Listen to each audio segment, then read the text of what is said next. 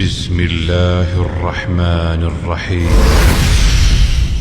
فخلف من بعدهم خلف أضاعوا الصلاة واتبعوا الشهوات فسوف يلقون غيا.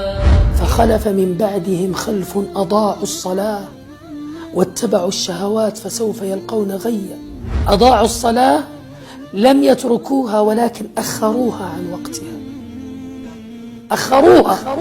غيا هذا واد في جهنم بعيد قعر خبيث طعم يسيل فيه صديد أهل النار، وإن أودية جهنم لتستعيذ من هذا الوادي من شدة حره. هذا لمن أخر الصلاة، فما بالك بمن تركها